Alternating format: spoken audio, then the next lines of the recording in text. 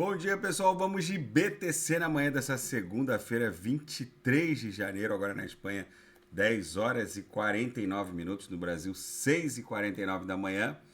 Estou no gráfico semanal da BTC, que migrou forte para a banda superior do canal de Keltner. Vou até despoluir aqui para vocês verem com clareza a violência dessa movimentação. Olha aqui, a BTC desenhou um corpo real de candle inteiro na banda superior do canal. As linhas do canal agora estão emborcando para cima. A última vez que a BTC protagonizou uma migração para a banda superior foi aqui, ó, em maio de 2020. Só parou no patamar de 64.854. Alguns analistas, olha aqui o squeeze no semanal, abriu a primeira barrinha de amplitude ondulacional compradora. Alguns analistas já começam a reportar que não tem nada que segure a BTC até o patamar de 30 mil dólares, que é essa congestão aqui no semanal, ó, que lá no diário, vamos voltar para o gráfico diário, no diário é essa congestão aqui, que é o target final da nossa onda 5. Então a gente segue se desdobrando numa onda 3, né? Essa lateralização aqui acabou sendo a nossa tímida onda 2, a onda 3 vai a 25 mil, forma um pullback, explode em direção à onda 3.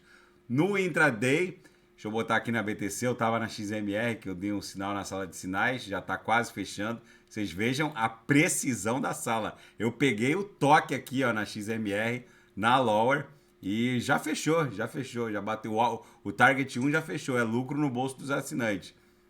Agora, no intraday, a BTC também está didática hoje. Eu dei sinal aqui, eu ofertei na madrugada. Era madrugada no Brasil, né? Aqui na Espanha já era 5 da manhã, 6 da manhã. No Copy Trade, eu ofertei uns 5, 6 sinais, já fechou no lucro também. Nessa mega agulhada aqui que perdeu a última lower, também já botei mais uns 3 sinais no Copy Trade.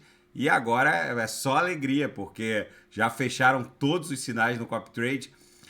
Tá bom de tradar hoje, tá batendo na upper, voltando para VWAP, batendo na lower, voltando para VWAP. A BTC tá com uma movimentação bonita e lucro no bolso dos assinantes. Na seara fática, Vitalik Buterin divulga o maior desafio que ainda resta para o ecossistema Ethereum. Segundo ele, o grande desafio agora é criar algum nível de privacidade, já que os public addresses e os respectivos históricos são acessíveis a qualquer um.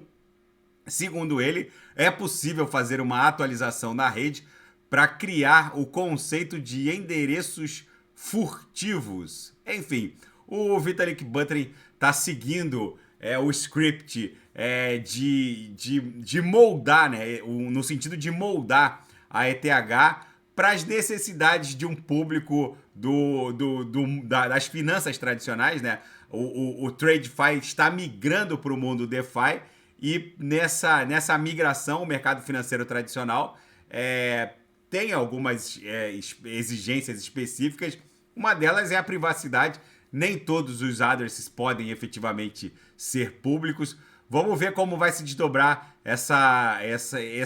esse intento de uma atualização. Não tem nada definido, não tem nada decidido ainda, mas é provável que isso aconteça, já que o espectro de usuários e as necessidades específicas de cada instituição vai acabar exigindo isso.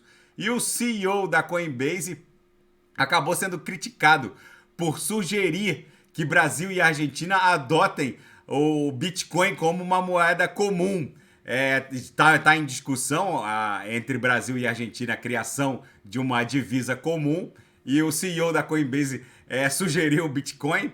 Vamos ver como isso vai se desdobrar. É uma discussão que ainda está bem no começo. E usuários da Binance na Rússia começam a reclamar de bloqueios de contas de usuários russos. Segundo a maioria dos posts veiculados por usuários, a Binance estaria pedindo prova de origem dos recursos e KYC num nível específico lá, enfim. É um problema, até agora, um problema específico para os usuários da Binance na Rússia. E um sinal forte de que o Federal Reserve talvez tenha atingido o pico do seu ciclo de alta. A última vez que gestores de fundos hedge e de ativos tendo como referência treasuries do Tesouro Norte-Americano ficaram tão divididos foi quando o ciclo de aperto do Fed atingiu seu pico no final de 2018. É isso que está acontecendo.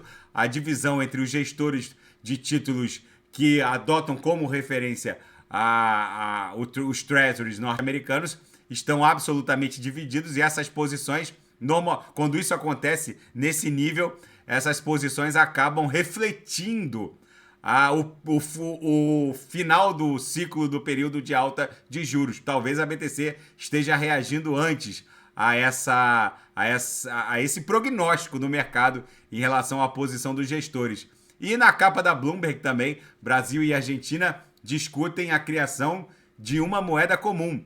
Segundo a reportagem da Bloomberg, o pedido de criação de uma divisa comum entre Brasil e Argentina teria partido da Argentina e teria sido bem recebido pelo governo Lula. Enfim, vamos ver como isso vai se desdobrar.